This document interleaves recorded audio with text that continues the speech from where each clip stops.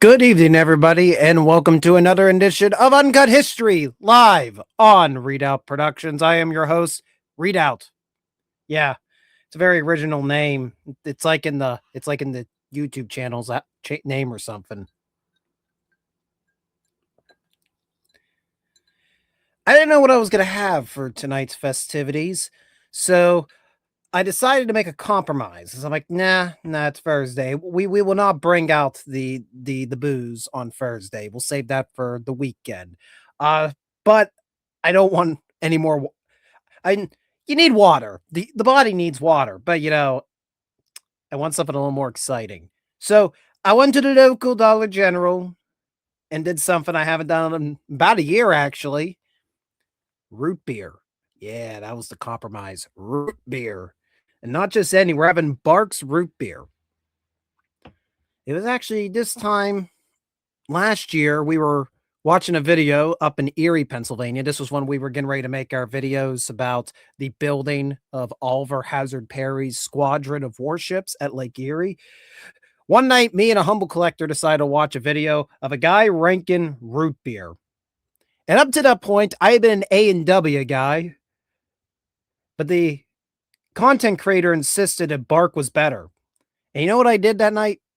I went to a wing restaurant and I requested from the waitress a glass of if you had A&W and if you had Bark. Now, I don't think they had A&W. I know they had Bark and they had something else, probably Mug. And there I sat and I debated and I come to the conclusion that that content creator was right, that Bark is the supreme root beer. So if you want to if you have an opposite opinion, you can let me know in the chat. Bring the chat alive and tell me all of your very in-depth opinions on what is the best root beer currently being made. This show is not going to be about root beer tonight, but that's my cold opening, and I'm sticking to it. This time, I think everybody has left who happened to wander in here by accident. They've gone on to far more entertaining shows, far more educational shows, and those that remain, they know what they're in for. I can just see the view counter going down right now. So how's everybody doing tonight? Charles Reynolds has joined us. Good evening. I know Crowbar to Skull was in here earlier before I had to unfortunately delay the start of the stream by 15 minutes. And as you could probably guess from the title, our main subject tonight is the Alamo. Yes, everybody's in the middle of celebrating the 250th anniversary of the American Revolution, but there's another revolution that is celebrating a significant milestone, and that is the Texas Revolution. Oh no, I'm coughing. We're only about like 4 minutes in the stream. It's the end of me. This stream may be my ultimate ruination. But yes, it is the 190th anniversary of the Texas Revolution. And I have long wanted to do a couple live streams about the Texas Revolution. I knew the 190th was coming up in 2026. And that's kind of why I held it off in the previous years. Like, let's wait till we get the big 190. Now, hopefully this channel is around another decade from now. And maybe we can go to Texas in person and we can go visit these sites for the big 200. That would be tremendous, but only time will tell. But before we delve into the legacy of the Alamo, is Michael Archangel in the chat tonight? I asked because last week on the show, Michael Archangel and Fu Man Blue, they were, and everybody else in the chat for that matter, were coming up with some inventive ideas on what we can do here on Uncut History. And one of them was a presidential bracket that we were going to have all of our presidents of the United States of America vie it out, duke it out to determine who was the greatest president of them all. And well, I decided we're going to run with that idea. So I have commandeered it. I have strategically transferred to an alternative location Michael Archangel's idea here to Readout Productions. And I've decided to rechristen it the Readout Productions Presidential Throwdown of 2026. And look, we even got an actual bracket. If I can find the right button, maybe. Where's the button? Okay, in all seriousness, what I logged into StreamYards today, right where the tab is to go into the studio, They literally had a see what's new icon. I had to click it and then get X out. There was no other way to get into the studio. This, oh, I don't think this subscription is worth it, but I don't know of an alternative that I would be able to function. I know restreams out there, but I don't know how I would adapt to restream here. All right, here we are. Here is our bracket that Michael Archangel has provided us. So this appears to be something that may have been created for. Oh, it's not sharing yet. No. What is going on? What is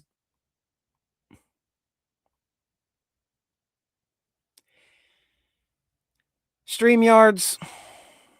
I hate you. You don't operate, and I don't know why. Anyways, here's the tournament of presidents. We are calling it the presidential throwdown because that sounds more exciting. And there you can see all the brackets. Now, I'm to be completely honest, I don't like the fact that they sidelined all these guys. I get why they did it, but come on, I want a true fair shake. Come on. I want to see how good James Buchanan's going to hold up against the likes of Lincoln. You can't just say, no, these are all crappy runs for presidents. They all led to the Civil War because they did nothing to stop it. We're just going to cut them. No, you can't do that. You gotta watch them ruinate themselves. So when we cross that bridge with Tyler, Fillmore, Pearson, Buchanan, Johnson, who got the first president to have impeachment charges brought against him. Like, no, we got to have the real bad guys in there as well. Just to see, I want to see what my chat will do. I want to see how far they'll go in the world. So this is the bracket I'm tentatively following. And how this is going to work is some shows we're only going to do one matchup. Other shows, we may have a whole slew. We may have like a catch-up round where the whole night is just us going through several brackets. And you, the chat, will decide. So if you have a certain president that you want to win, Readout Productions Presidential Throwdown of 2026 to celebrate the 250th anniversary of America's independence. Well, you have to tune in line to these shows to vote. And as you saw earlier, because StreamYards was giving me a connection fit, and now I can't even get back to the home screen. I hope I'm still streaming. Our first round will be between George Washington and John Adams. And I totally, in no way, threw this graphic together in the past 15 minutes. This was in no way the reason why the show was on a 15-minute delay. So yes, George Washington, the very first president of the United States of America, he would serve for 2 terms from 1789 to 1797. Amongst the things he is known for is setting the precedent that a president would only serve 2 consecutive terms. Of course, that wasn't written into law for many more years, but he set the precedent for it and everybody followed it. We also have the fact that he actually would lead the U.S. Army while president of the United States. He's the only sitting president to actually do that. Lincoln, yes, did go and view a battle of the American Civil War, but he was not directly leading those soldiers. He entrusted the commanding officers at Fort Stevens to do that. Also, something that not a lot of people talk about is the acquisition of the Northwest Territory, bringing that into the Union, as that would be sold off by the federal government to make bank to all sorts of people wanting to settle west. So that was an early way that the federal government got financing, was by acquiring. If you want to learn more how we acquired the Northwest Territory, you could check out our episode of Retracing History about the Battle of Fallen Timbers. And also he signed the Jay Treaty, although that was very controversial, the Jay Treaty. Essentially, it was trying to improve relationships with the United States and the British Empire in the aftermath of the American Revolution. It was to ensure that we weren't going to go fully in support of revolutionary France when they imploded upon themselves. The Jay Treaty was not fully loved. It was one of the main contributing reasons why we would end up having a 2-party system in the United States, because there were already people opposing the administration, the Washington administration, and what they were doing, and then that kind of completely severed it. And that's how you start getting Federalists, anti-Federalists roll into Democratic, Republican. And hey, Washington would leave office, and that problem would be inherited by John Adams, our second president, who would only serve a lone term from 1797 to 1801. I'm not going to lie to you guys. John Adams, I know, is much a celebrated founding father, especially in the 21st century. And while there's a lot he should be commended for, when it comes to his actual presidency, I don't got a lot of nice things to say. I think some people know what president I tend to lean toward in this early era of American politics, but I do have to give Adams his credit. He was very instrumental in bolstering the strength of the United States Navy. He would also have a hand in trying to set up a series of seaboard fortifications. Actually, Fort Mifflin, which we visited in an episode of Retracing History, that was reconstructed in 1798 because of the Adams administration to bolster our eastern seaboard's defenses. And the United States Marine Corps was brought back to life because of him. Yes, the United States Marine Corps loves saying November 10th, 1775 is their birthday. That's more of a ceremonial thing because after the American Revolution, the Continental Marines were disbanded. It wasn't until the Adams administration that a formal U.S. Marine Corps was established. So you can thank Adams for keeping the Marines around today. And he had to play a delicate game of keeping friendly with revolutionary France, which was about to become Napoleonic France, while trying also not to piss off the British. You can debate how well he played that game of tiptoeing, and I'll let you, the chat, decide. So give me just one moment. I have to make a poll. Making polls are hard because I wanted you to hear both sides because I have a sneaky suspicion where everybody is going to vote for this first round. So, first round presidential throwdown. That's not how you spell throwdown. It's fine. It's fine. Let's see if I can spell George Washington straight. If I can't spell John Adams, I'm doomed. Alrighty, so the poll will be up throughout tonight. We will close the poll, and please, those out there in the chat, remind me to close the poll before we end the stream. I am notorious for not doing that. So the poll is in right now. You can go and vote for the first round of Redoubt Productions Presidential Throwdown of 2026 to commemorate the 250th of America. Is it George Washington? Is it John Adams? You decide in the chat, in the poll tonight. But that being said, we're going to remove that graphic, see what happens here. And let's see here. What else? Let's go to our main subject matter for the evening, which is we are talking about. Hold on one moment. Well, what's going on here? How do I. How long have I been doing these streams? I think I started doing them, late 2022, 23 was one of them. And after all these years, hey, if the format for StreamYards was kept consistent, I would be a master of it by now. But we don't live in the age of foolproof concepts. We don't just stick to one formula that works. No, we got to keep changing it for the sake of change. Freaking annoying. Makes my life a pain. I can see we have Ken. He's joined us for tonight. How are you doing, Ken? Hope you're having a good evening. Hoping this is adding to it. Let's just remove that. Yeah, let's just remove that graphic. Maybe that'll help. Okay. Okay. Did that work? Okay, I gotta turn that off. StreamYards will be the death of me. So, it is March 5th, 2026 at the time of recording, and this date would be the last day of sunshine that the defenders of the Alamo would see.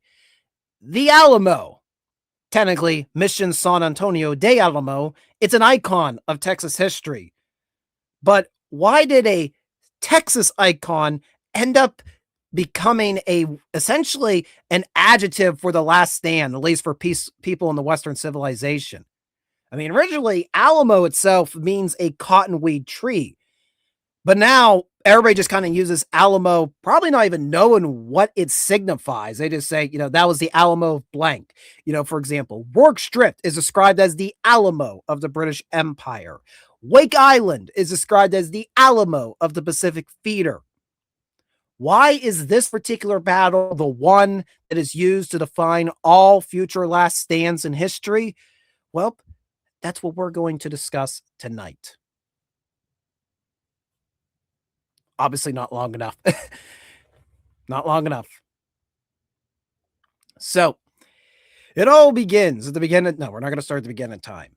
But to understand the road to the Alamo, you must understand what the Texas Revolution was. And understand it is not an isolated episode in North American nor in world history. So, the country of Mexico, it's not founded until 1821 when it at last secures its independence from Spain after a very long, very messy war for independence. And Mexico was formed as many countries were formed, throwing off the yoke of imperial or monarch rule throughout the latter half of the 18th into the early 19th century. You can argue this movement was kicked off by the American Revolution, by the 13 colonies of the British Empire rebelling and getting their independence succeeding. And no two helped the United States along the way. You had France, you had Spain. They were two of the biggest allies of the United States in securing their independence. And look what happened to them. France would try their own revolution. It didn't go too well. It ended up leading to the rise of Napoleon Bonaparte to unify that country. So it didn't end up in a constitutional republic. It ended under a dictatorship. And then you're going to end up having the Spanish Empire, which, let's be fair, was already losing its power by the 18th century. Once we get into the 19th century, it's really at this point everybody just kicking the pillars underneath the crown one by one. And the people of Mexico are just one of those people kicking those pillars out from underneath Spain.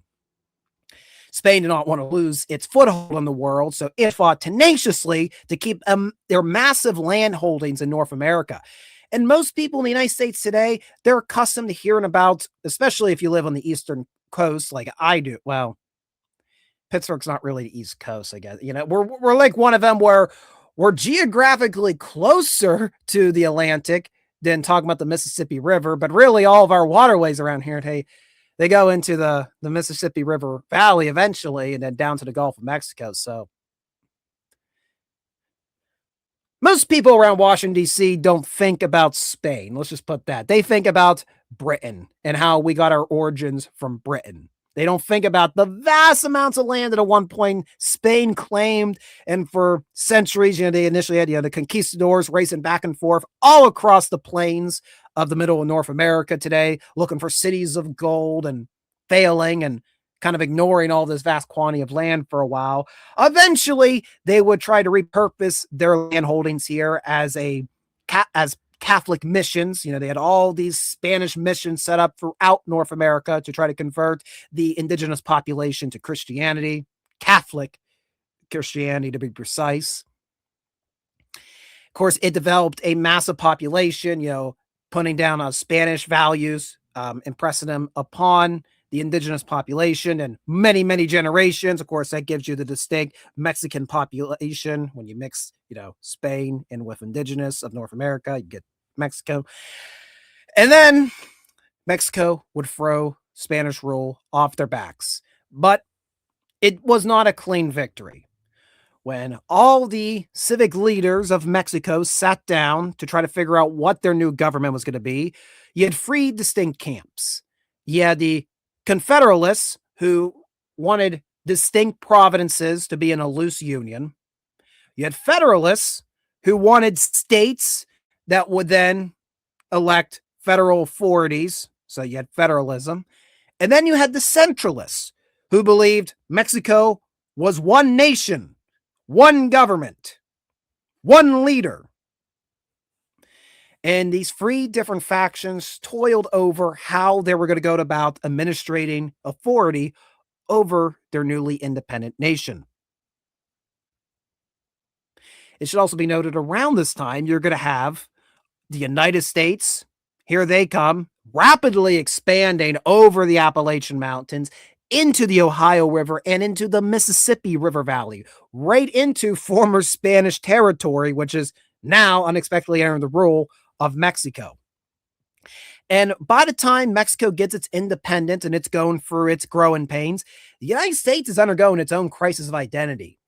The idea of, the United States being these 13 newfound states unified on the eastern seaboard, long gone. Very quickly, we are seeing a rapidly growing nation. It's going from just being a modest size to being, at least at this time, a continental power. It's going to be the ruling power of North America.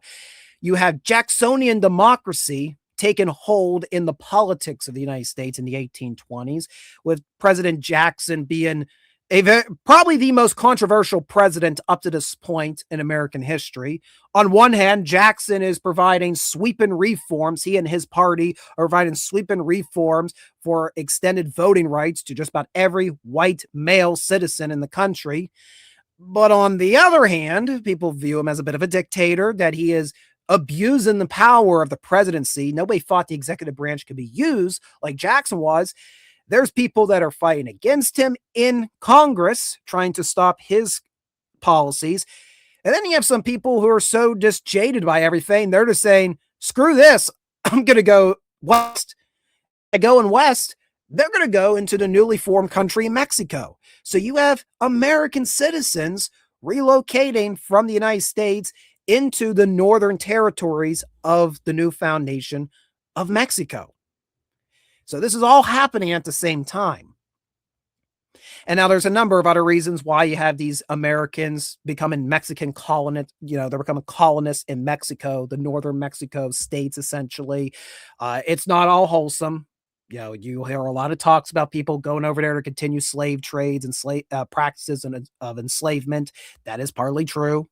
But there's a number of different reasons why you're having Americans. They see the Mexican state of Texas as the best place for them to be able to live their lives, their liberties, and be able to have the pursuit of happiness. They see it as a better option.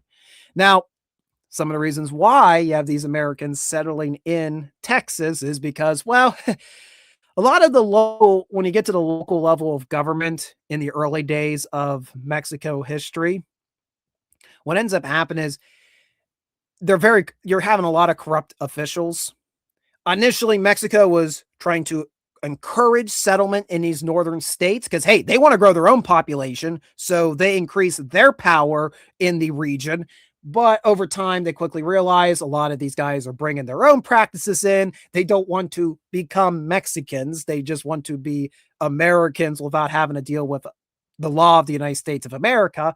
So gradually, there are reforms made by the Mexican Republic to try to avoid the excess land grants being handed out. However, certain officials, they're still letting people squat on the land. So the Mexican Republic is getting more and more infuriated, especially the centralists. And gradually over time, you're going to have your settlers in Texas, they're siding with the Federalists in that freeway debate I was talking about over the government of Mexico. So you have Federalists, they want to keep different states. They want to keep Mexico divided into different states. And then you have the centralists who, by 1835, they are on the cusp of usurping complete power. I was trying to read a little bit here about how that happened, how that went about. Essentially, over time, a lot of centralists, particularly in the military, they were back in the Centralist Party, and you're going to have a gentleman by the name of Santa Anna. He is going to, we all know him. When we talk about the Texas Revolution and later the Mexican-American War, we all recognize his name. But it's going to be General Antonio Lopez de Santa Anna that's the real driving force of usurping power from the Federalists, and cementing a Central Republic of Mexico by early 1835, 1836. Now, it's a little I want to get a little more about Santa Anna's motivations, and at least from an easy, digestible source, I could not find one. So I'm left to just basically interpret off of his military actions. We all know that Santa Anna liked to model himself after Napoleon Bonaparte. Did I say Napoleon Bonaparte? Hey, there's nothing bad I can say about Napoleon that would offend him more than whatever Ridley Scott said. The same. That terrible movie. Did you guys watch History Buffs? Like, what was it, like over 2-hour rant about that movie? The long anticipated History Buffs breakdown of Ridley Scott's Napoleon. Truly one of the videos made this year. All right, back to the story of the Alamo. We haven't even got to the Alamo yet, where I'm still rambling about Santa Anna. But the little bit I've gathered from Santa Anna, he liked to model himself after Napoleon Bonaparte. And yeah, there's a lot of parallels to it. You know, here we have a guy rising his way up in the ranks, fights in the Mexican War of Independence against Spain, very similar to how Napoleon was involved with the French army fighting in the Revolutionary Wars. He's making friends with the right people that are in charge of the Mexican Republic. The weird thing is, we know him as the president of Mexico on multiple occasions. He's considered a dictator. Whenever he gets in like politics, gets close to politics, he kind of goes, I really don't want to involve. I want to go out with my boys. I want to go back out in the field of battle. Hey, buddy, can you be my president for a while? Yeah, just follow these policies, reform the government like this, and then I'm gonna go and take my army and force it upon everybody. Yeah, it's gonna be a great time. So Santa Anna often found that in order to exact his will upon Mexico, the best thing to do was by military force. He wasn't really good at doing it politically. Anytime he had to go and sit and do something politically, he was better off just putting a friend of his in charge for a few months or a few years. And then he felt he can go solve it all with his soldiers. At least he thought he could. So by 1835, the Centralists have taken over the Mexican government. Santa Anna is using the Mexican army to quell rebellions not far from Mexico City. So it's the Texas Revolution, as it'll become known. This is not an isolated rebellion.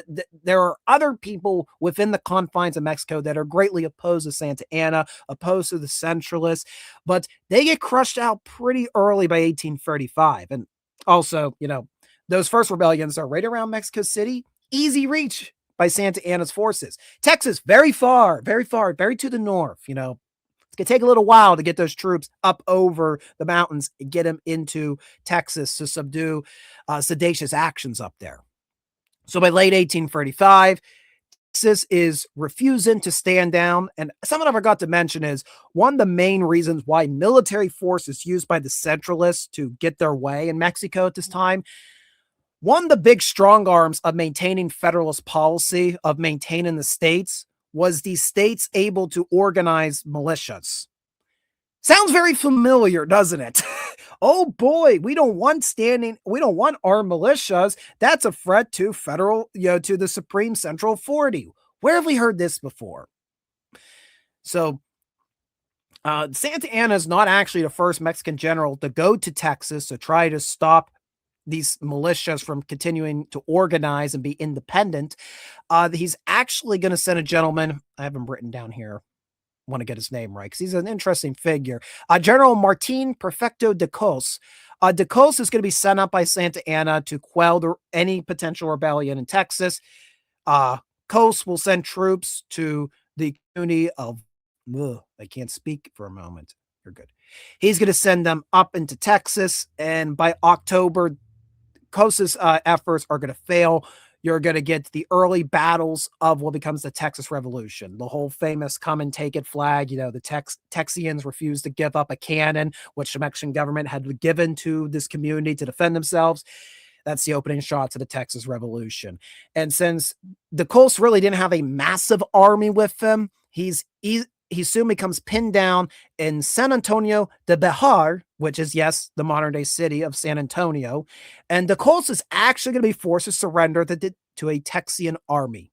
And this is around December 1835. So the Cos is kicked out with his soldiers. They go back down to Mexico City. Santa Anna's, not surprisingly, furious by these developments. Meanwhile, back up in Texas, all the Texians go, oh, so we're at war now. All right, what are we doing here? So are we doing we want to reestablish the Mexican Constitution, or are we doing independence? And throughout the winter of 1835 into 1836, that's really what's going on in Texas. Not a lot of fighting. It's a lot of, let's say, potential politicians. Some of them are clearly opportunity seekers here. And, power vacuum. Let's jump in. Let me get my head in there so we can go and I can get my seat at the table for this new country that may or may not be formed. I don't know. So that's what's going on in Texas. You have what's the temporary government at the time, the temporary Congress. They call it the Constellation in early 1836. And they're meeting in places uh, all throughout Texas. They're trying to hash out, do we secede? Are we just wanting to be a state? What are we going to do here? And as this is all going on, Santa Anna's gathering a new army because, he's like, I ain't giving up after one effort. I'm going to go up myself and I'm going to quell the Federalists this time. I'm going to knock them all out. And there's going to be no quarter this time. I view them as traitors. They are traitors to the cause. They have disrupted the will of Mexico for well over a decade now. They're taking advantage of the Mexican people. No, I'm not allowing these trespassers here any longer. I'm going up there. They're either going to recognize me as their fearless leader, or you can figure out the rest.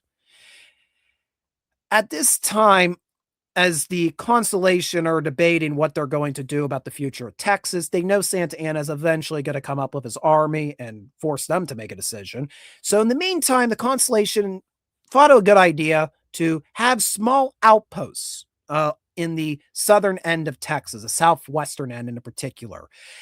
Two of these locations would have been the missions at Goliad and San Antonio de Bahar.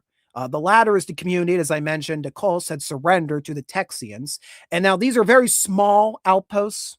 In terms of numbers, you're only looking at about 100 at each of these. They're really more just meant to be sentries to watch to see if the Mexican army is coming toward Texas at this time. Now, of course, there's the mission in Goliad, but the one we're all here to talk about tonight is the mission in San Antonio known as the Alamo. There's technically 5 missions in the San Antonio area. When the initial Battle of Bahar happened in 1835, they weren't fighting over the Alamo. They were actually fighting over another Palisedo at the time. A funny story, the Mexican army did not see value in fortifying the Alamo.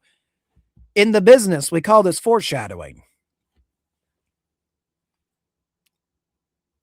I'm trying to, get my brain back together. So at the time, the Alamo was put under the care of a gentleman by the name of Lieutenant Colonel James Neal. Then there was another guy named Johnson before then, but Johnson was called to reinforce Goliad. And he kind of left Neal with 100 guys. And Neal really did not like the position he was in. He was freaking out and trying to turn this old mission, which again went back to 1724. So we have a century old structure here. He's told, just stay until I come back. It'll be fine. No Mexican army's coming. And Neal's like, there's nobody for miles except tumbleweeds. I need help. Constellation, send me any help. Anybody would be great. A horse would be nice. A cannon, that'd be nice. So he's going to get he's going to get some assistance from multiple sources. First, he's going to get his support from Major General Samuel Houston via James Bowie. Bowie or Bowie? Chat, you decide. I'm so sick of this debate if it's Bowie or Bowie. I'm going to say Bowie just so we differentiate him from a pop star, because we're going to talk about another pop star related to the Alamo before the night's over. And I'm not making him confused with his brother. So it is James Bowie on tonight's stream. Yes, Napoleon of the West, Santa Anna. He's going to send let's get back to me. So Houston, he's going to begrudgingly send James Bowie over to see what Neal's freaking out about. He'll send him with a small detachment of volunteers. And at the same time, Governor Henry Smith, he's going to answer Neal's call for more horses. He'll send Lieutenant Colonel William Travis over with a small company of light horse. And both Travis, Bowie, they arrived kind of around the similar time. Travis really did not want to go to the Alamo. Travis was like, this is a terrible idea. Notice this trend. Everybody's like all agreement that being at the Alamo is not a good idea. And why is that? Well, it's a century-old structure. It covers about 3 acres. And at this time, the Texian army is in name only. I mentioned Samuel Houston, but let me backtrack a little bit. Before guys are going to go reinforce the Alamo, initially there were talks of a large campaign, a large Texian offensive to stop a Mexican army that was reported on one of the major roads crossing the Rio Grande River between Mexico and Texas. Well, all these guys, I think they went to Goliad. I could be mistaken. They all went over to Goliad, or this town. Like 3 different officers show up with 3 different types of orders. Samuel Houston's one of them. None of them can agree who's in charge. They only have a handful of volunteers between each of these groups. Houston eventually said, screw this. This is a lost cause. And most of the guys, most of the volunteer soldiers went, hey, I agree with this guy. This is a lost cause. And they follow Samuel Houston back. And that's kind of a little bit how Houston gains some respect and slowly becomes the de facto leader of the Texian army during the revolution. Houston, he went back to go deal with isolation, listen in on their talks about, are we going to do independence? Are we just going to follow the Constitution? Are we constitutionalists? Are we independent? What are we? And Houston's just there kind of like, can you make your freaking minds up? We got men out here with no food, no shot, no powder. So that's how Sam Houston's time at the start of the Texian Revolution was going. So, he sends James Bowie over to the Alamo. Travis goes to the Alamo, and then an interesting thing happens. So all these guys agree the Alamo's a bad location. And then when Sam Houston suggests, he suggests to Governor Smith at one point, hey, if Santa Ana is coming up here, this is a horrible position, it sounds like, to hold. How about instead of having our men widely spread out on the southwestern boundaries of our potential new country, let's fall much further to the east, much more deeper into the interior of Texas, where we'll have we're closer to each other, we're better to support each other's fortifications. What do you think? Smith's like, I don't know. Houston goes, look, this is my opinion. You should blow the Alamo up, pull everybody out, pull everybody east. This is a hopeless effort. And Smith goes, I appreciate the thoughts, Houston, but we need frontline defenses. So when you hear many people say Houston ordered Travis to abandon the Alamo, that's not what he did. He was asking Smith permission to abandon the Alamo, and Smith, he never went upon that advice. And at the same time, James Neal must have been a really good used car salesman if he had been around a century later, because when Bowie goes in, Bowie's like not really interested in what's going on, but then magically all of a sudden he becomes vehemently in support of Neal. He's writing to Houston saying, man, Neal got this all figured out. He is defined. He's going to stand to the end. He's fortified this position. I'm impressed. You got to send more help this way. And Travis, he comes in. It's like, I do not want to go I'm not defending a Spanish mission on the ass end of Texas. And then we know him to go on for writing the famed, victory or death line to Houston and the Consolation later on. So I don't know what it is about the Alamo, but everybody who walks in there, they just go from being so hypercritical of it to, we must stand to the very end for Texas. Please explain to me in the comment section, what's the magic juice that all these guys were drinking? So, we got our free amigos. They're down. We got 2 of the free amigos. I forgot about the last amigo who's going to join us. And of course, that is going to be David Crockett. David Crockett will join the Garrison at the Alamo in early February of 1836. And Crockett himself, he was pretty upset with that earlier aborted campaign I talked about. He'd come to Texas. He fallen out of favor in U.S. Congress. So he decides he's going to relocate to Texas. He brings a few of his, what he calls Tennessee Mounted Volunteers with him, which really they're just a handful of friends and family and what do I want to call male groupies that joined him along the way. Like, oh, it's Crockett. I'm going to follow Crockett. He's the king of the wild frontier. And Crockett's like, yeah, please don't die. So Crockett joins, which is a big morale boost to the tiny garrison at the Alamo. Now we got the world famous frontiersman on our side. We got one of the he's one of the best marksmen in the world. Everybody knows the hyperbolic claim that is to his name. We got James Bowie, the famed knife fighter with us, fought on the sandbar. We got Travis. He's Travis. I do want to go on a side tangent here. for years, William Travis gets the worst like the depictions and all the stories and all the movies made about the Alamo. They always make him out to be this like, you know, white collar, snobbish, knows better than everybody attitude. And it's just not, doesn't seem to be the William Travis. What's interesting to me is the three main characters of the Alamo. I hate to say the term characters, but they're always the free. I mean, if you want a really good book about the Alamo, this is William Davis's triple biography on on Travis, Crockett, and Bowie, and it kind of bounces between all three's lives before they intersect the Alamo. Highly recommend this book. Actually, the original I first read this. I want to say it's like 7 years ago. My neighbor loaned me his copy. I read it and enjoyed it.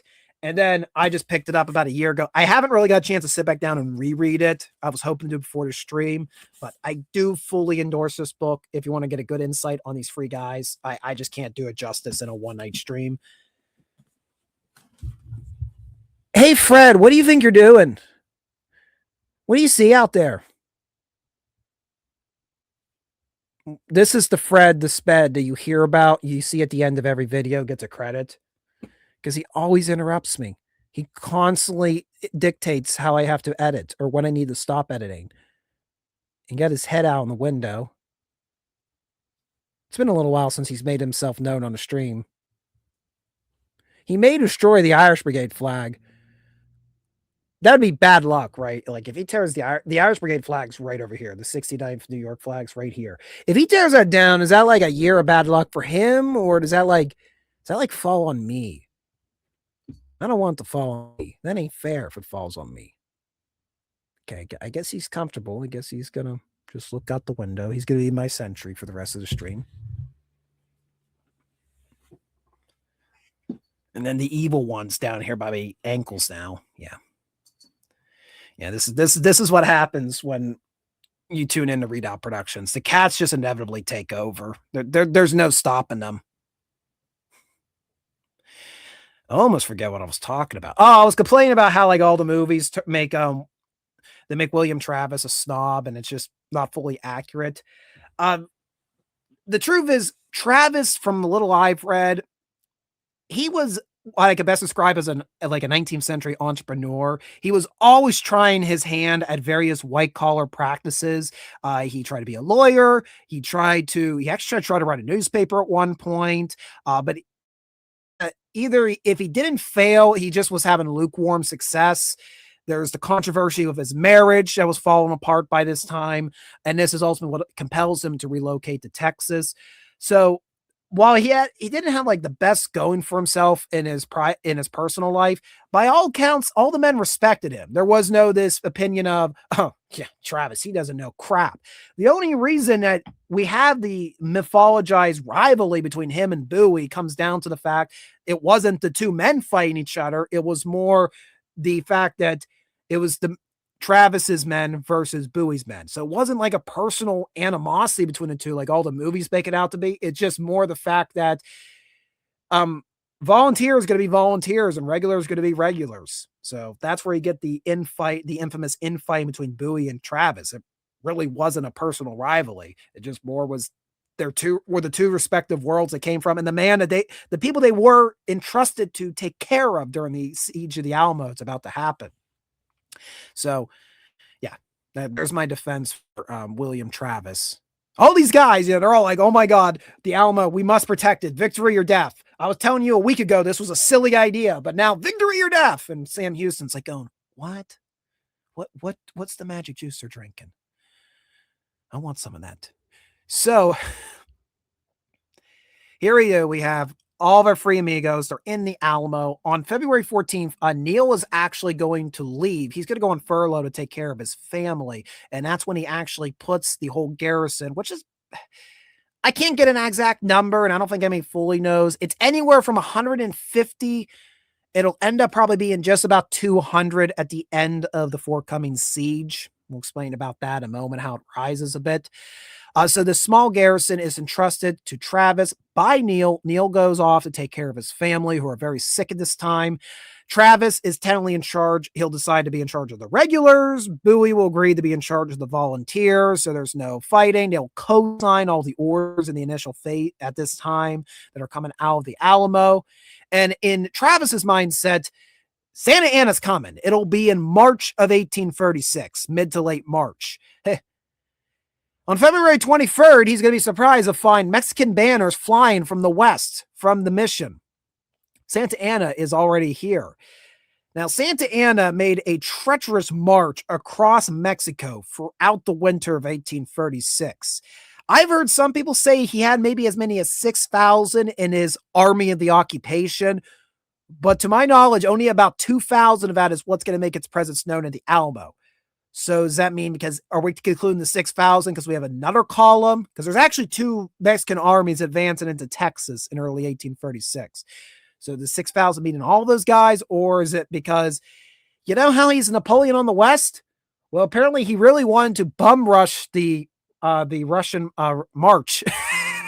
So he's just fallen. Maybe that's what's happened to his army. But in any case, about 2,000 guys, they're going to show up on February 23rd, 1836. Clearly, the Texian army is ill-equipped to face this force. There is going to be a moment where James Bowie, he wants to go out and negotiate, try to negotiate some sort of parley with the Mexican army. Travis decides to hell with that, and he will tell Santa Anna what his intentions are by firing the lone 18-pounder cannon that's set up in one of the bastions of the fort.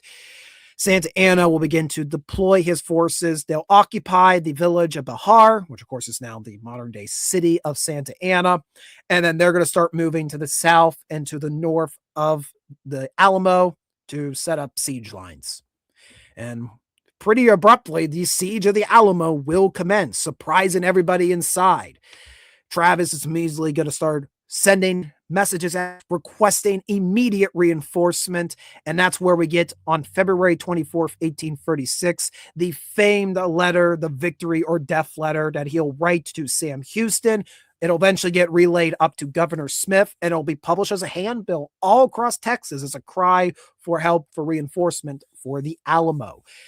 Now, at this point, what's going on with the Constellation?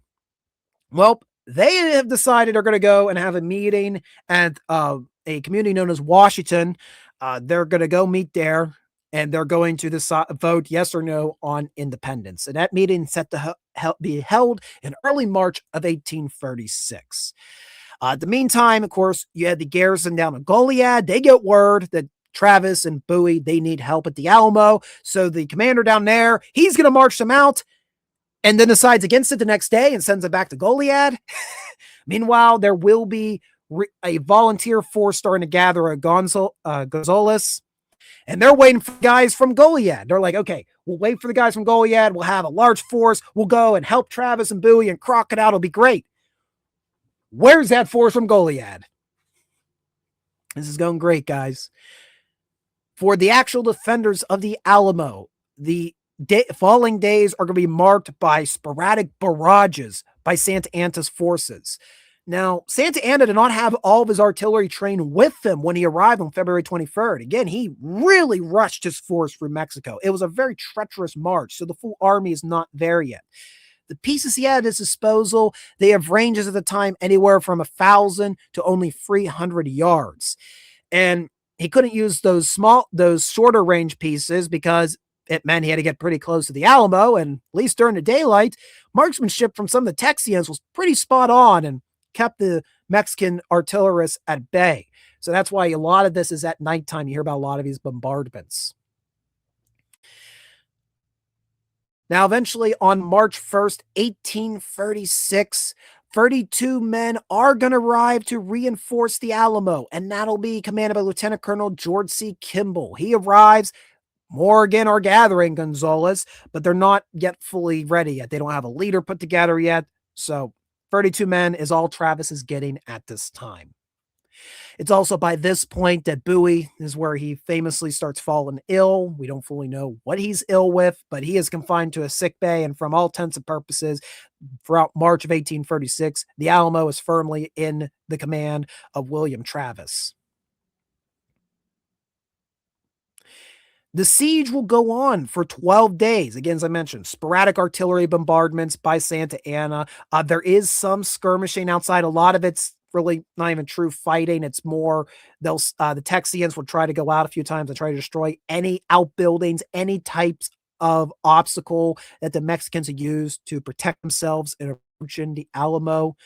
Uh, at the start of the siege, Travis was trying to respond with every Mexican gun. He would try to respond with one of his own artillery pieces. But again, we're under siege. We ain't seeing a lot of reinforcement coming at this moment. So it's probably best we save as much powder and shot as we can. So as the siege drags on, Texian counterfire becomes less and less. Now, Sam Houston, he's been, sitting into the Constellations meetings. If you had a watch, I'm sure he would be looking at it like, guys, can we figure out what we're doing here? I need money. I need money. I need supplies. I need everything. We got a fort under siege. I'm sure another fort's about to be under siege. On March 2nd, 1836, the Constellation will vote for Texas independence. They have decided they are no longer going to be a state of Mexico. They will be their own sovereign nation.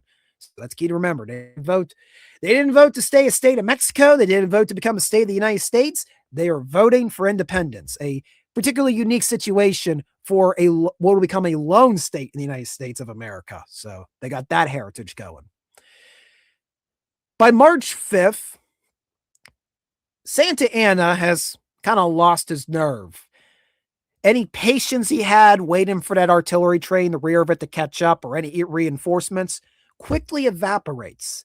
And he decides after 12 days, he is done waiting around to destroy the fort with artillery and starving the men out. He is going to take the fort out with a full assault. Some of his subordinates are opposed to this idea. They're thinking, hey, look, that fort, it's in shambles. It's century-old stone with wood holding it up on the interior. We've already put big holes in the fort. Just give it a few more days. They're going to start starving. They're eventually going to have to either come to us to make some sort of parlay to get out of here or not. Santa Anna is adamant there will be no quarter at this point. He is making an example of the garrison at the Alamo, and he is going to swiftly silence their rebellious nature. His plan is for, under the cover of darkness, to fully envelop the mission. Now, again, it's about 3 acres the mission was. It's a rectangular structure, perimeter, various buildings. Some don't even have roofs on it. It's far too big for 150 to maybe 200 guys to support. So in some ways, I get what Santa Anna is coming from. He's like, look, we're going to overwhelm them. They can't cover every wall if we come on multiple sides. So that's the plan. It's going to be a swift assault on the fort. That night, there is no actually artillery barrage. I presume that's partially to lull the Texians into a false sense of security, make them fall asleep, and make them unprepared for what's about to come. Around 5 a.m. on March 6, 1836, the Texian army is going to advance. There's going to be 4 main columns, from I can gather, coming in multiple directions, most of which is concentrated on the northern wall, which is deemed the weakest wall of the fort. The Mexican force are able to get within a few paces of the wall before they start giving out a shout, start making themselves known with all sorts of shouts for Viva la Republica, Viva la Mexico. And they start charging toward the wall, ladders in hand, so they can start climbing over the top. Unfortunately, they give out their celebratory cries a bit too soon. And as these guys get on the top of the ladders, on top of the fort's walls, they're going right into point blank range of the guns of the Texians. So it takes about a good 2 or 3 efforts by the Mexican army before they're able actually to overlap the northern wall. Eventually, they do swamp the wall. And well, I think at this moment, I'm going to break off and read we actually have an account that comes from a gentleman by the name known only as Joe. Joe was the enslaved person of William Travis. So he was an African American who was enslaved to William Travis and one of the few survivors of the Alamo. Of course, as we all know, no defenders there on March 6th actually survived the battle. Anybody with a firearm did not survive the battle on the Texian side. But there were about 20 non combatants that did live through that heroin night within the barracks of the fort. And they would eventually give an account to the Texian government what happened that fateful night. So I'm reading from the Alamo's website, which we'll explore more in a bit. And it goes a bit like this. The following account was recorded. First, it's going to kind of start with a bit of an introduction about what's going on. It was written on March 20th, 1836, dictating Joe's own account. March 20th, 1836. This morning, messengers Zavella, Ruz, and Navarro arrived. The cabinet are now all here, except Hardiman. Oh, hold on one moment. I do want to show you guys the actual source. So let's take it from the top. This morning, messengers arrived. The cabinet are now all here, except Hardiman. The servant of the late lamented Travis, Joe, a black boy of about 21 or 22 years of age, is now here. He was in the Alamo when the fatal attack was made.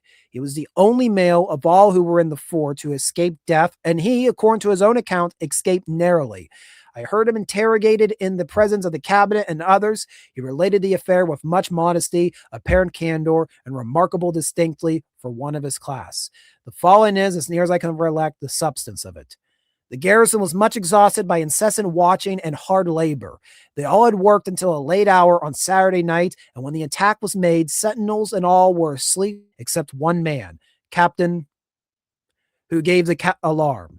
There were 3 picket guards without the fort, but they too, it is supposed, were asleep, and were run upon and bayoneted for they gave no alarm. Joe was sleeping in the room with his master when the alarm was given.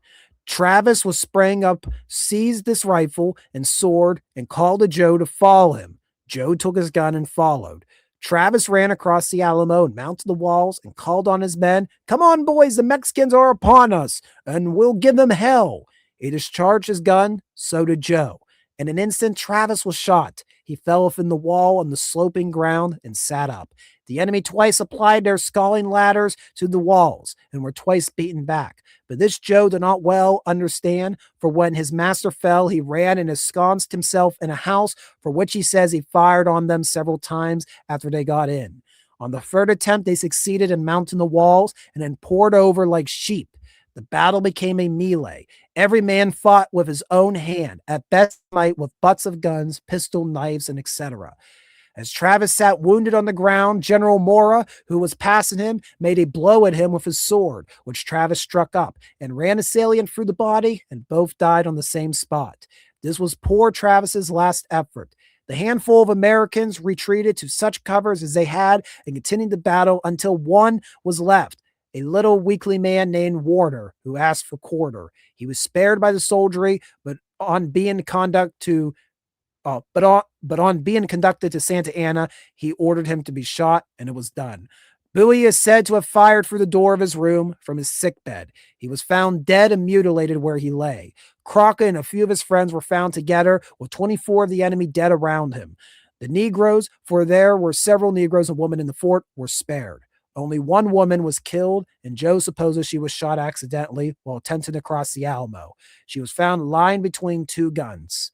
The officers came around after the massacre and called out to know if there were any Negroes there. Joe stepped out and said, "Yes, here is one." Immediately 2 soldiers attempted to kill him, one by discharging his piece at him, the other with a thrust of the bayonet. Only one buckshot took effect in his side, not dangerously, and the pointed bayonet scratched him on the other.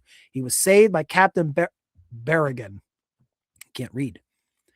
Besides the Negroes, there were in the fort several Mexican women, among them the wife of a doctor and her sister, Miss Navarro, who were spared and restored to their father, D'Angelo Navarro of Bihar.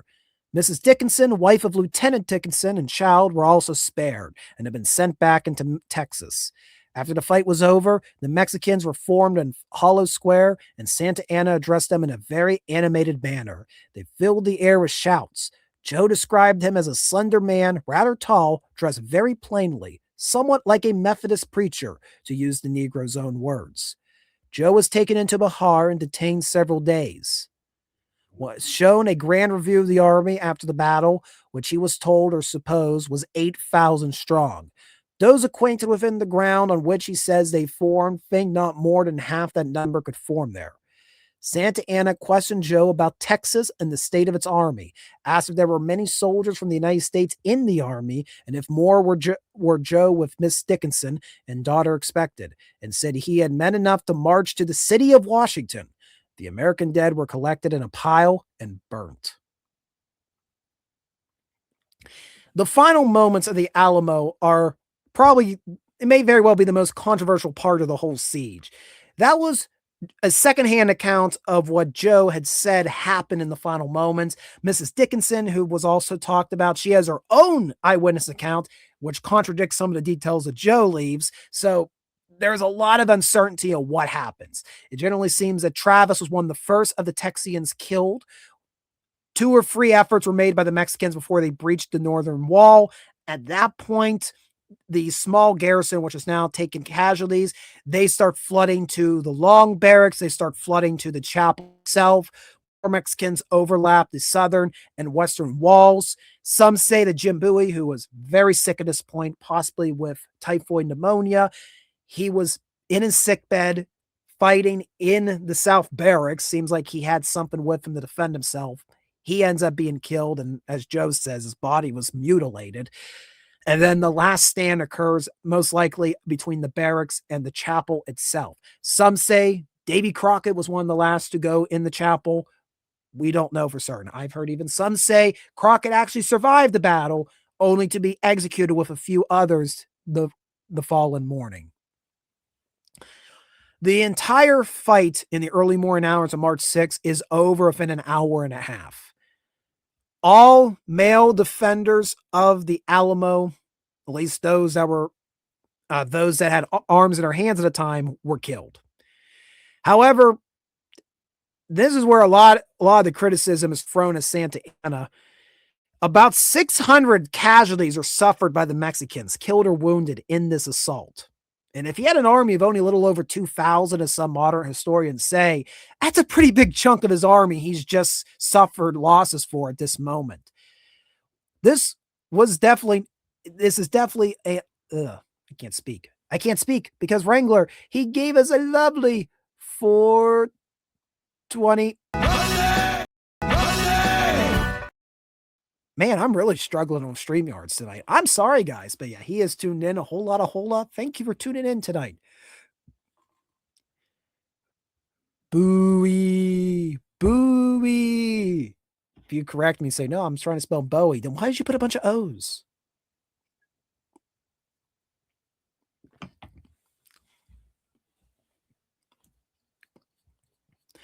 So yeah, after 13 days, the Alamo falls. Santa Anna had been delayed for 13 days.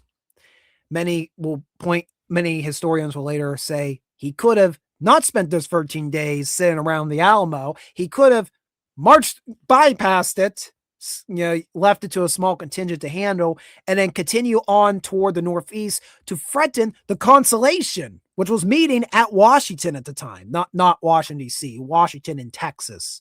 And, forming they were declaring independence, trying to form a new government. He could have been able to very quickly sneak up on them and end their bid for independence before it even really began. But instead, he was preoccupied with the Alamo.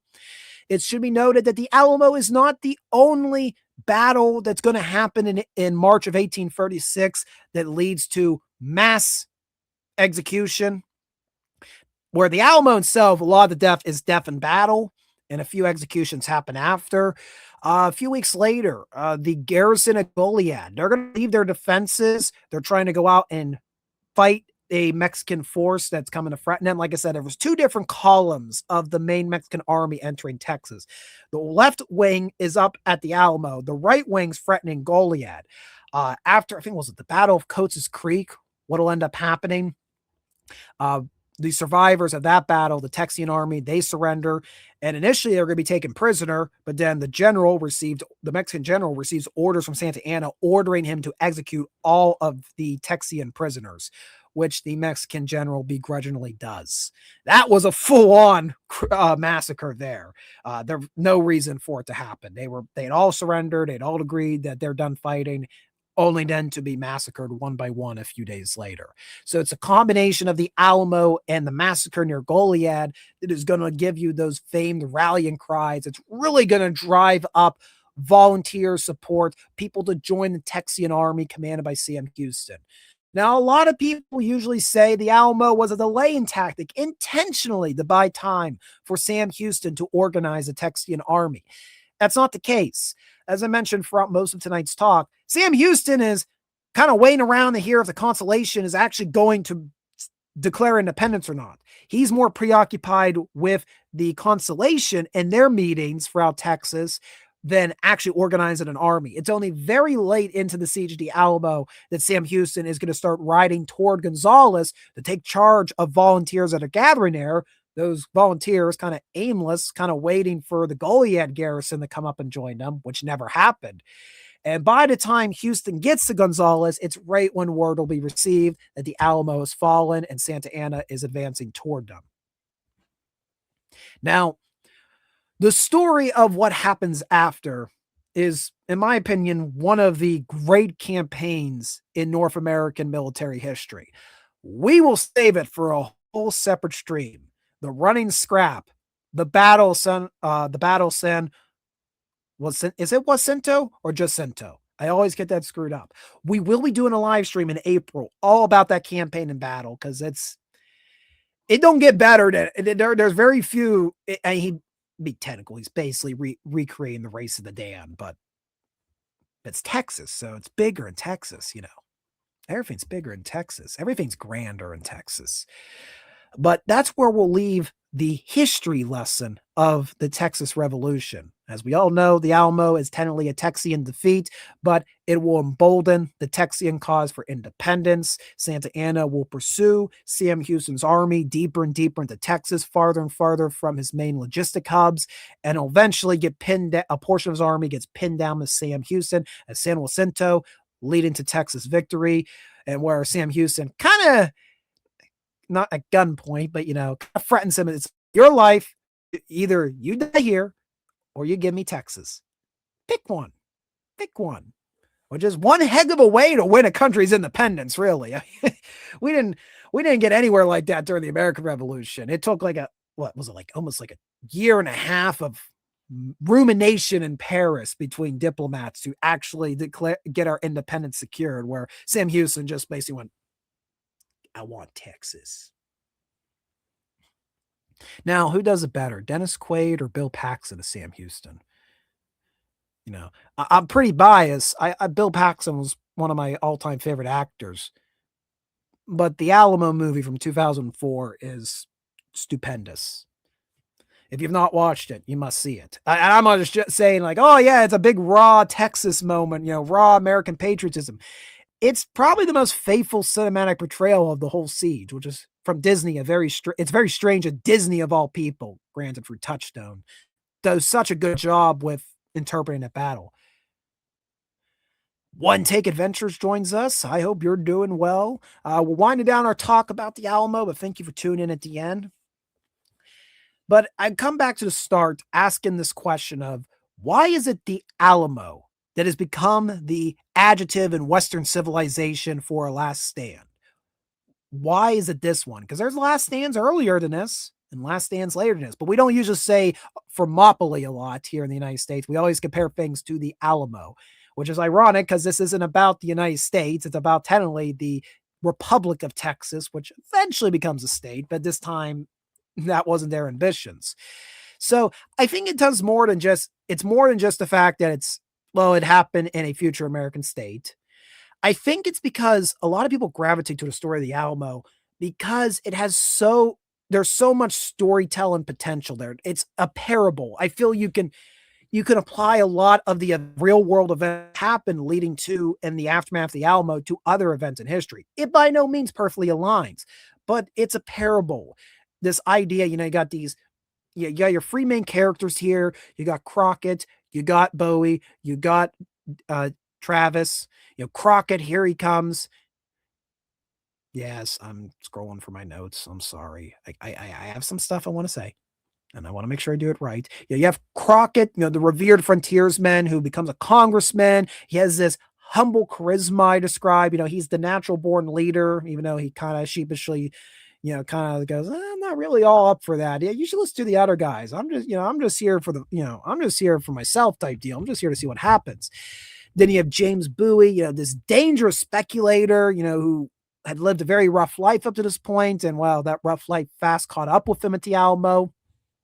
Then you got Travis, this aspiring entrepreneur who, every respectable practice he's tried has failed. And this is really Texas is what he has left. So just for these three main people, we have great storytelling potential. So both in reality and in fiction, the Alamo is a great parable as a storyteller. I It's also tells a lot about, I think, even though it's not technically supposed to be about the United States of America, there's a lot of the spirit of the American Revolution involved on both sides of the war, both sides of the Texas Revolution. I would argue the Texas Revolution is kind of the American Revolution coming full circle. As I mentioned in the starter stream, the American Revolution inspires all these different groups of people to rebel against monarchies or what they see as oppressive rules in the early 19th century. Not all of them go too well. Everybody knows how the everybody knows how the French Revolution goes around. Nobody really talks about how the first Mexican Revolution went, not the one in the 20th century. Whole other story. The one in the 19th century. They defeated Spain. They threw Spain out of Mexico, but it came with its own terrible price. The government of Mexico was in debt to people like Britain and like France for getting their support. And now here you have people who've gotten their independence, and just a decade later, they kind of consolidated into this central republic. They're giving power to the military to decide everything because their own government is struggling to do it. They can't do it diplomatically, so they find the only means of doing it is through with force. The only way they can show their strength on the world stage is strictly through military might. And Santa Anna is going to try his damnedest to do it. And he makes some impressive moves in the early phase of his career, but time and time again, I don't know if it's personal ambition. I don't know, personal hubris constantly seems to screw up his plans. Like 12 days into a siege of the Alamo, he could have done it with minimal loss of life for himself. He could have saved most of his men. Then the 11th hour, nope, we're going to storm it now. And yes, you took out the Alamo, you killed the whole garrison, but at the price of 600 of your own guys, and you made martyrs out of everybody, and you gave the world one of the greatest rallying cries. So in my opinion, it's just like kind of just seeing how the American Revolution, its impact is long-term, a half century out. That's kind of one of the ways I see the Texas Revolution and the Alamo, why so many people, especially in the United States, gravitate toward it, even though it's not all about the United States, it's about Texas. But something interesting, if you look at it, I want to show you something here. If I could share the screen again. Here we are. So there's once more Joe's account. The Alamo website has a list of all the known defenders of the Alamo. And, we all talked about being, oh, yes, they're martyrs of Texas. Well, when you look at where they came from, you're not going to see a lot of Texas flags. You're going to see a lot of flags from various states and from Mexico as well. This is a very diverse group of people. You got people here from Mexico, from Virginia, from Vermont, North Carolina, Kentucky, Arkansas, Missouri, Pennsylvania. I was surprised how many Pennsylvanians appear here. Or at least I will say this is a little asterisk next to this because a lot of this is by birth, where they were born. Doesn't mean this is where they lived most of their lives. But here we got somebody who was born in Scotland. Of course, Tennesseans that came over with Crockett. England. So you have Ireland's here. See if we got any more. Germany. So here you have all these different groups of people. They're coming from various states of the United States of America. They're immigrants from Europe who are trying a new start. There are people from Mexico. There are Tejanos, people that were born in Bihar that are part of this garrison that'll die here. So it is a true, melting pot that this garrison made of, which is why I think so many people, not just in the United States, but around the world, gravitate toward the story of the Alamo, why it has become this parable for last stands, and why it's continues the name keeps being used for the years to describe other last stands. Now, the Alamo has all sorts of mythology. Well, Illinois, Massachusetts, I told you it keeps going. Rhode Island, I mean, it keeps going. All the different groups represented here. Ohio, the greatest state, one of the greatest state flags, because it's the only state flag that's not a rectangle. But back to my point of what I was saying is, that's why it lives on, I think. Like people insist on talking about the Alamo so much. Now, it has led to all kinds of mythology. A lot of it is pure nonsense once you get down to it at the end of the day. You get stuff like, the line being drawn in the sand, which, nobody can really prove happened or not, but they have a monument there anyways for it. Everybody says where Crockett made his last stand, but nobody will ever know. The personal animosity that's often made between Travis and Bowie, which probably wasn't all that it was made up to be. There's all this stuff to heighten it, embellish the story, make it more dramatic. So the Alamo, it is ripe with all sorts of myths that that skew the story. But something that worries me is over time, and this isn't just the story of the Alamo, but this is all kinds of historical events, the big ones everybody talks about. It's important to bring historical events down to reality, but that also means you shouldn't take away the legacy that it has, that the impact it has for many people in the past, for motivating people, and it'll be used as a motivator in the future. We live in an age where when we tell our past, we're very pessimistic about it. We're very deconstructed about it. And it's not just talking about history. All of our stories, they're all about deconstructing and saying now, that wasn't that cool, was it? And it's important to be reflective, but there also gets to a point where you stop being reflective and now you're being defeatist. And I do get a little frustrated with, it's very popular on the internet to kind of downplay the Alamo or basically go, oh, the Alamo, there's just there's a bunch of white people and they're fighting, there are a bunch of white people squatted on Mexican soil and, la, la, la, la, la, and it's just terrible and this and that. And, don't talk about, you shouldn't celebrate it. And then some of these people I'm scared of, I'm like, okay, yeah, I feel tonight I've kind of fully said, been honest, like, yeah, a lot of these guys that came over here, yeah, that was for personal ambition. And yes, they were basically squatting on people's land and this and that. It's still for the United States of America, a story that inspires them. There's good and bad in all these people that were here. Just because I don't agree with I can state openly what the Texans were doing is, yeah, pretty much land squatting. On the other hand, does that justify Santa Ana massacring a bunch of people? Absolutely, it does not. So it's just one of them things where it's like everybody just so insistent. They want to deconstruct everything. And they keep trying to justify it through. I just want to tell the truth.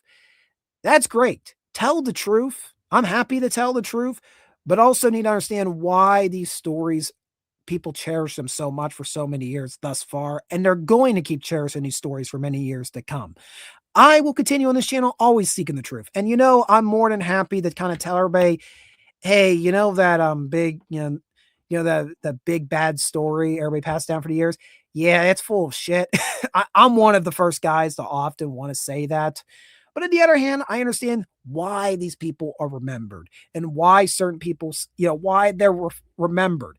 So at the end of the day, we may not agree on what the people in the Alamo were standing for, just like we may not agree what the Mexican army were standing for. We may not be able to relate to what the Texas Revolution was all about, or heck, at this point, have we lost our way? We can't even relate to the founding principles that spurred on the American Revolution. Have we gotten that bad as a country, as a group of people?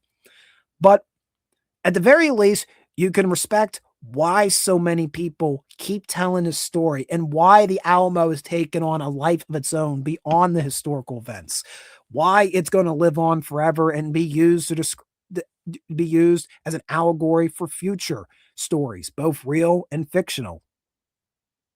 And speaking of people who write are going to tell our future stories, we have Swords and Starships. Captain Garrett, he has joined in. Hail, the deconstructionism is on the way out. Thank God. We are building a new indie culture of great storytelling. Indeed, indeed. Yeah, that's my little micro rant I wanted to end tonight on about, because you go right now, you'll find a bunch of people bashing the Alamo and like, oh, I don't get why everybody talks about the Alamo, this and that. I don't get it. It ain't really that important to American history. Well, yes and no. It's like, just go for the whole story, the real events, the real people involved, why this impacted everybody so much, and why it's recited so frequently. There's a reason to it. There's a lot of reasons why this is one of them events that'll just be seminal moments in North American history for years to come. That being said, of course, this is a real world event that happened at a real place. Can you go visit it? Well, the old mission at the old Alamo mission after the battle was kind of abandoned for a while. Like it was no man's land, even after Texas got its independence. Nobody went there. And again, it was an abandoned mission before the war. So after the war, yeah, what's the point of using it? Interestingly enough, it wouldn't be until when Texas was annexed by the United States that it starts seeing military use again. The U.S. Army actually had like a quartermaster's department stationed out of the Alamo in the old barracks building adjacent to the chapel. I don't know why they insisted that the Alamo had to be the military base. I will be straight honest. I think the U.S. Army would have had a better chance if they would have just built a new fort somewhere. Better defensive systems. But they chose the Alamo because it had already been reconverted for military use. We'll just keep using it as such. So it sees garrisons throughout the Mexican-American War. It's going to see use all the way up till the American Civil War. Then federal forces do abandon it because Texas becomes a Confederate state. So Union forces will reoccupy at the end of the war. And then it's around 1877 that the Alamo, what ends up happening is, you think it was the U.S. Army that would sell it? No. So apparently the Catholic Church had possession of it over the whole time. Because I was going to the Alamo's website and it says, yeah, in 1877, the Catholic Church relinquished ownership of the Alamo Plaza. And I'm like, where were these Catholic representatives this whole time owning the property when all this was happening? So maybe I was misreading. I'm just not getting the picture on that. But eventually the plaza grows over time. Portions of the building are torn down to make way for new structures because Bahar transforms in the city of San Antonio, and it's going to become a massive community, especially when the cattle drives were happening through Texas and up north, starting after the American Civil War. So you have all sorts of stuff like hotels, saloons, I'm sure today's a restaurant, grocery stores, believe it or not, all built up around the Alamo. So it kind of comes this informal central hub for San Antonio going into the 20th century. By the end of the 20th century, the only thing that really survived of the original mission was the chapel, which finally got a roof on it. Finally got a freaking roof on it. I forgot to mention there was no roof on the chapel during the battle. And then the long barracks, which are immediately to the left side of the chapel, that's been raised partially. There was a second level for a while. That's all been raised. It's just the ground floor portion. Those are the only original structures of this historic landmark. Everything else got completely obliterated. So I'm going to kind of show you a lovely. Yeah, there we are. I'm going to show you this lovely split screen that the Alamo website provides. Left side shows you a digital recreation of what the Alamo mission looked like during the siege. And on the right side corner is a modern view. And you kind of see there's the chapel, the long barracks, what's left of them. And then you kind of see, north wall is gone, covered by modern buildings. We're looking now to the west, looking to the western wall. That is completely covered by a series of free buildings. Now to the south barracks, where Bowie may have been in his final moments. It's also where the artillery lunette was at one point. Again, all gone. So yeah, Yeah, for the longest time, there was really nothing there, and while there was always it's always been a sacred site for Texas, no, there's not a basement to the chapel of the Alamo. I know they told you in Pee Wee Herman's Big Adventure there is not. And would be and no, there's no statue to Ozzy Osbourne, nor do we want a statue of that event. You know what I'm talking about. Yes, you know what I'm talking about. But eventually what'll end up happen is at the end 20th century, there's very little left. While the legacy celebrated of the Alamo on the historic site, there really wasn't much to depict it. It was kind of piecemeal. It's like there's the historic landmarks, and that was that. In 2011, the Texas legislature they actually pushed, or how should I word this?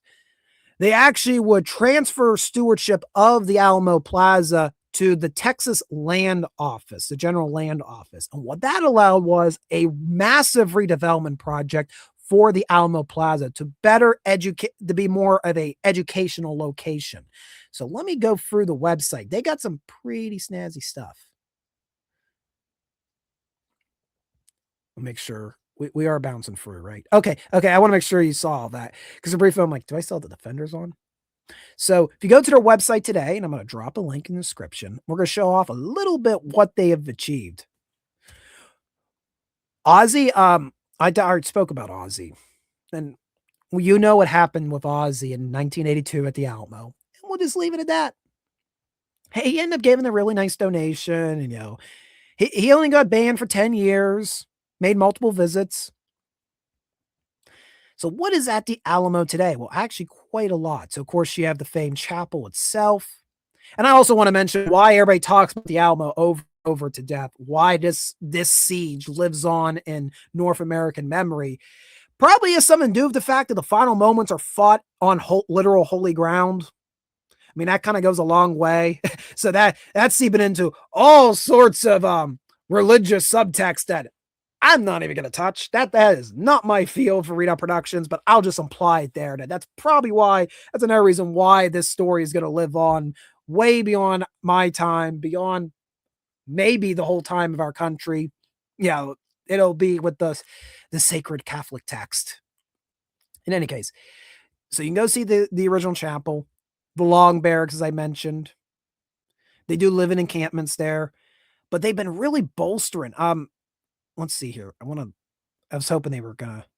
So one of the things that they're starting to rebuild portions of it. They're not going to do like a full reconstruction of the Alamo. That's never going to happen. But they have added on reconstructions of some of these defenses that the Texian army threw up to try to better fortify the mission. One of the things they did, they reconstructed a portion of the Alamo Palisade, which was on the south side of the chapel. So we'll read a little bit here. This new outdoor exhibit that features an interpretation of the fence-like fortification used during the battle.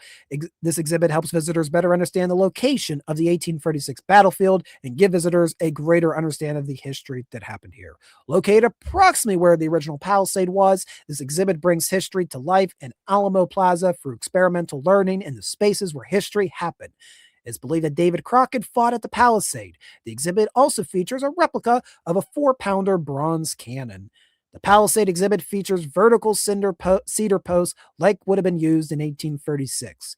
A ramp made from hardwood decking planks with wood rails is included for accessibility. So, pretty nifty. It's not a full reconstruction, but they're just bringing a chunk of the history back to life on the scene. So you can make a better mental picture of what the mission was all around you. It's little stuff like this at historic sites goes a long way to improve interpretation. Oh yeah, they have a cat.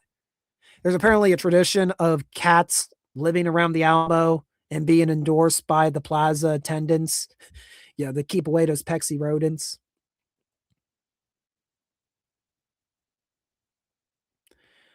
Oh, where? They also just recently, I have to actually go to I had a video set up. Oh, where's the video at? Weird. So we're going to play a quick little video here if I can get it to play. This exhibit was only added about a year ago. They actually reconstructed the approximate site where the 18-pounder cannon was located. This is kind of across Alamo Street. So kind of added a new layer. We're going to remove that. Yep, we're going to stop that screen.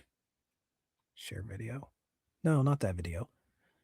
Yeah, you can share the screen. Just share an individual file. Because remember, if you share a full tab, it doesn't work. But if you share an individual tab, it should have audio.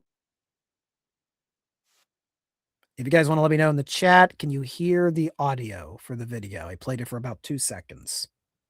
I have to do an audio check.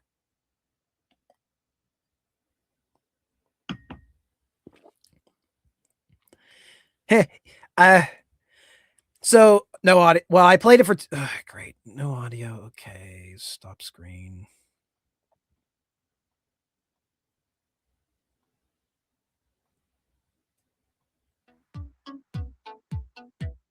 How about now? Was that playing?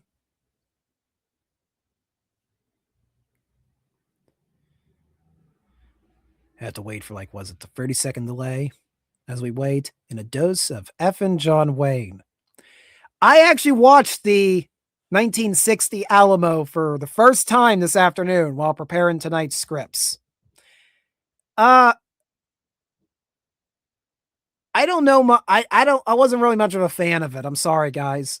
I much preferred the 2004 one, which has Billy Bob Thornton as Davy Crockett.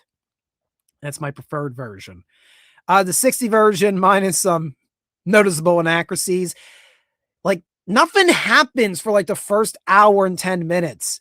They're trying to set up William Travis, but then it cuts to John Wayne's interpretation of Davy Crockett, and there's a whole side romance thing, and it's just like, okay, this is great if this is a normal John Wayne movie, but this is the Alamo. This is supposed to be an ensemble movie, and we're just following this random romance plot that's going to go nowhere. And then eventually it's like over an hour and a half in. Oh my God, the Mexican army shows up. Oh my God, they're doing things. There's a lot of talking. Way too much talking in the Alamo starring John Wayne. Yeah, it's sacrilege. Go back and watch it. Not a lot happens until the last third of the movie. It's quite boring. And just before somebody says, you're just too young, you don't like John Wayne movies. I love North to Alaska. It is a highly enthralling romp. I've watched it multiple times. It's one of my favorite John Wayne movies. The Alamo is just kind of boring. Like, beautifully shot, beautiful color and everything, but I was kind of like, are we going to get somewhere? Well, he usually has like a romantic interest, and most John Wayne movies do. Not all, he normally has like a romantic interest that's used, like, oh, I love you, but I could never have you because you're such a rough and tough person because you're John Wayne. And it's just like kind of there. They just kind of throw it in, and it's like, it's not even like a full on romance either. It's just there. I think they're trying to show, because they're trying to make it show how outstanding of a citizen Davy Crockett is, why he gets involved in this situation. But I kept going like, when are the Mexicans going to show up? When's Santa Anna going to come and, attack and lay siege? And it's just like, yeah, it goes on for like over an hour. Just everybody kind of just meandering around Bahar before things really kick off. And then after they get in the Alamo, I kept forgetting that they're actually under siege. I legit forgot they were under siege for a good other half hour. Like, all of a sudden here come the Mexicans. They're charging. Oh, okay. We're right. The Mexican army showed up a half hour ago. Head for Rogers. Hey, get a burger there. So yeah, sorry. Everybody's gonna give me the downvotes. I know. I watched it. I'm sorry. I just really don't. I was very disappointed with the epic that is the 1960 Alamo starring John Wayne. At the very least, the final fight is very entertaining. It didn't happen during the day. It happened at night, but I get why they had to shoot it at the day at the time for better lighting reasons. That's cool. That stuff was all great. But I wanted kind of more of that. I kind of wanted more of John Wayne's Davy Crockett kicking ass. Okay, anyways. So this is a new exhibit that just recently opened at the Alamo to interpret the 18-pounder cannon. So we're standing across the street from the Alamo at the 18-pounder cannon exhibit. This 18-pounder you see here is a direct, exact copy of the original 18-pounder that was at the Battle of the Alamo and fired by William Travis in defiance of the Mexican army when they ride into town on February 23rd. It's pointed in this direction because that's where old San Antonio would have been, Behar, as it was known then. We did a lot of research about this gun. Unfortunately, the original was lost to time, and so we had to go back. Now they do have a couple. I know they have at least one original cannon. I think it's a 16 pounder that apparently came off like a wrecked Spanish warship many moons ago, and then found its way into the Mexican army and then eventually into Texian hands. So that is on exhibit at the museum at the Alamo. But this is a reproduction of the 18 pounder. TV archives and dig around, and we found a series of original photographs of the gun. We were able to work with a company called SRO out of Boerne, Texas, and they were able to measure the relative size of the gun based on the photograph and the men who were in the photograph. And that gave us a relative length of the gun. And then we went and we found what the carriage may have looked like. And so we've reproduced that today. As with all the guns we've reproduced for this project, this is a fully functioning and fireable cannon. Boom. And there's no better place for it to be on the Alamo compound than where it would have sat on March 6, 1836.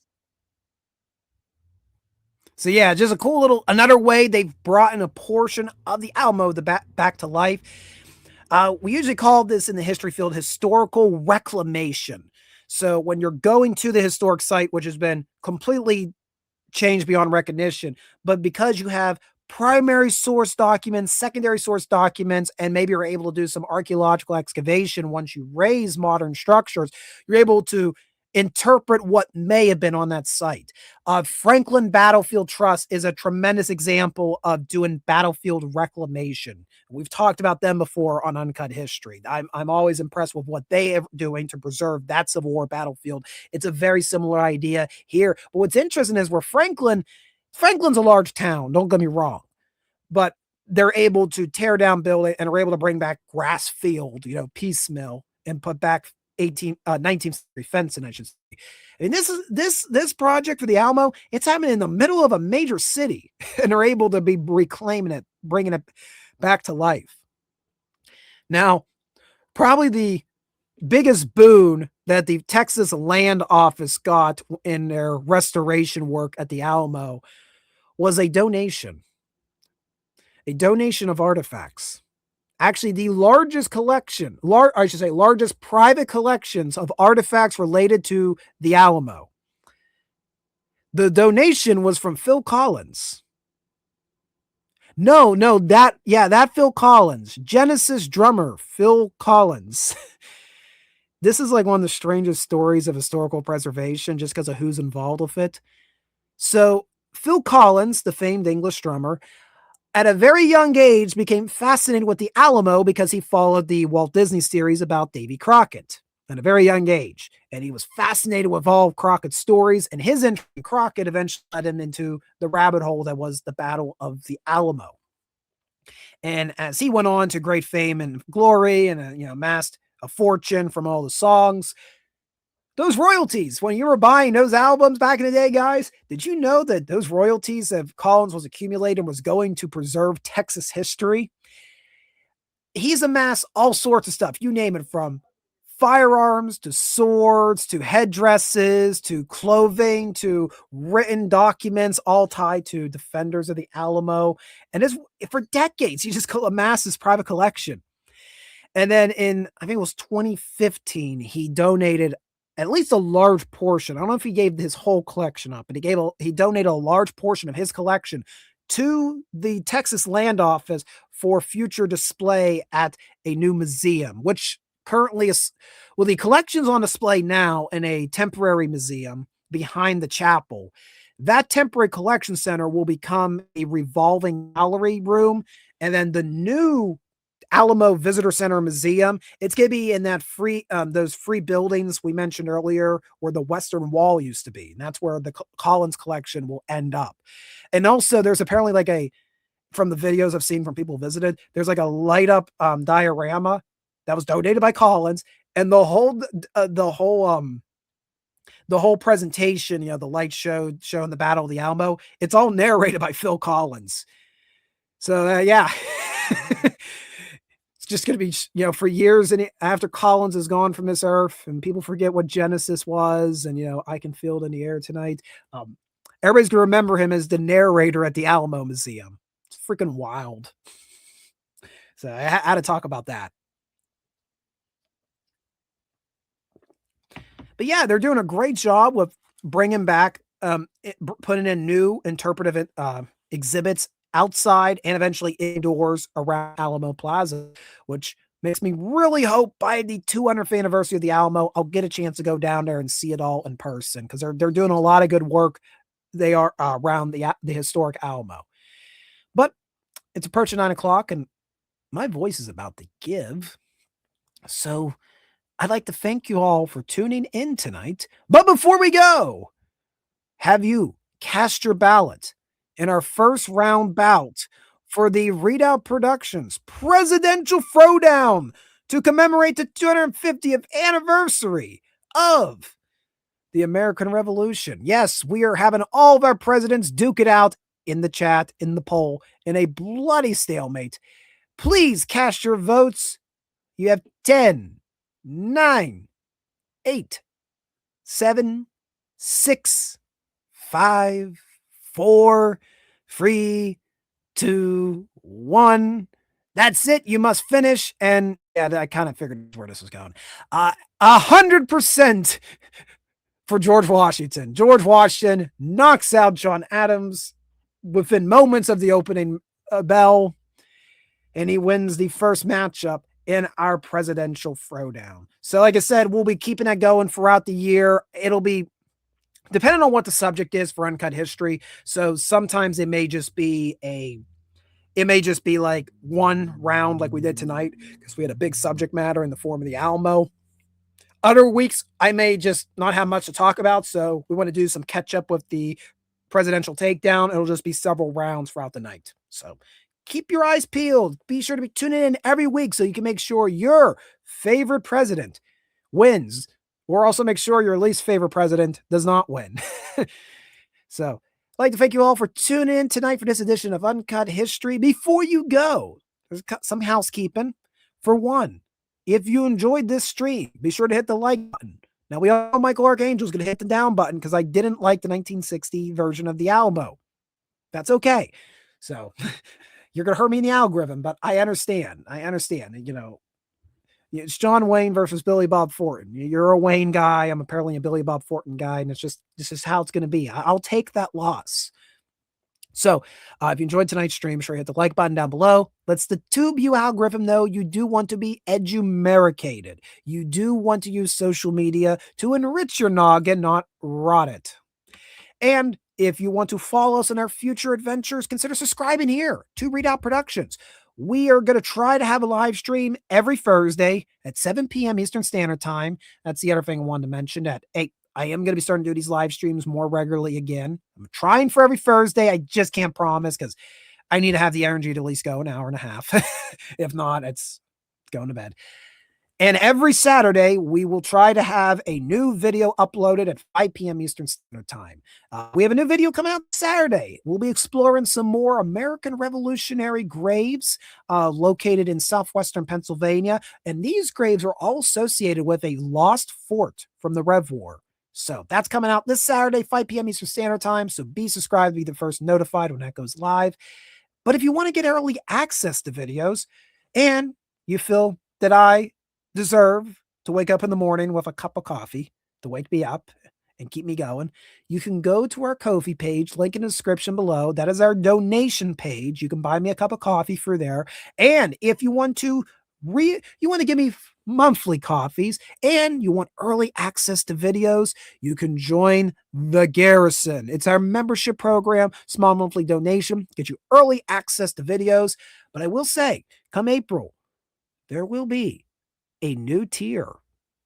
That's right. There will be a new membership tier, but I have to work a few things out on what that new tier will give you and what that'll mean about the original Garrison. So keep that in mind for April. But for now, the Garrison, small monthly fee, early access to videos, credits at the end of every video, and my unyielding thankfulness for supporting this bastion of historical preservation.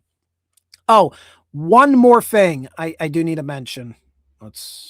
Can I get my poster?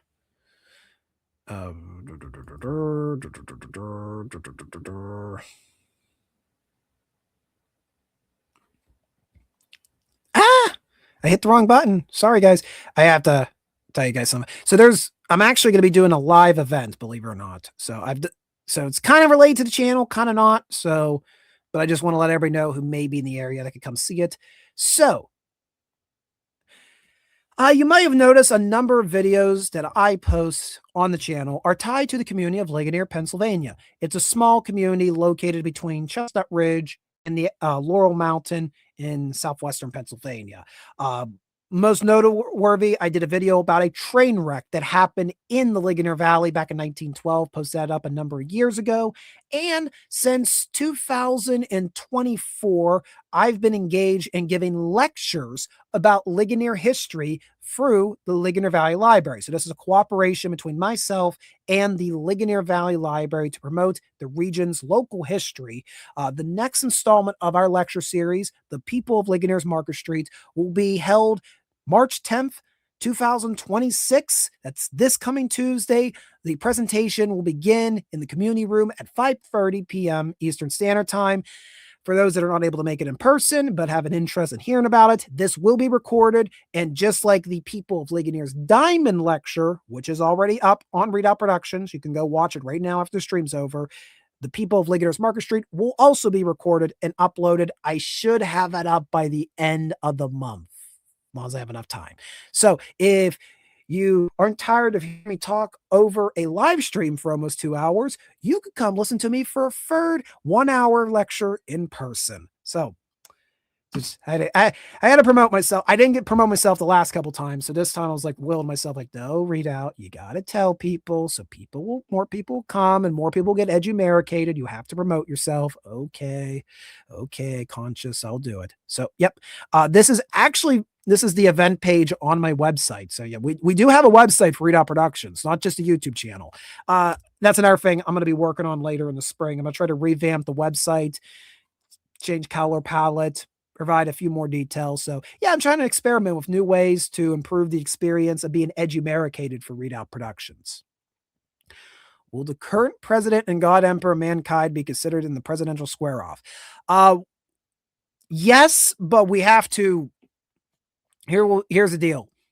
Yes, but we are talking about terms. So if I throw them in before the year's over, we're going to be talking about the 45th and 46th presidents. So 47th won't be counted. Second term won't be counted just because it's ongoing. So just keep that in mind. I do have to tinker with the bracket that Michael Archangel gave me because it actually exclude, I think, yeah, that was the one that excludes Trump, right? Yeah. So it excluded Trump, and it would exclude like a half dozen other presidents for various reasons. So I got to find a way to get all those guys in, but I have my plays. You'll see in due time. I was at one point a fan of the World Wrestling Federation. So, we may use some bunker stipulations like they did. But that is all the time we have for tonight. So I'd like to thank you all for tuning in. Let me see if I missed anything. Michael Archangel was like, night, everybody. Happy Friday. And I've been talking for another like 7 minutes. So he's probably next going to say, go the F to sleep. So thank you guys for watching. Farewell and adieu to you fair Spanish ladies. Farewell and adieu, you ladies of Spain.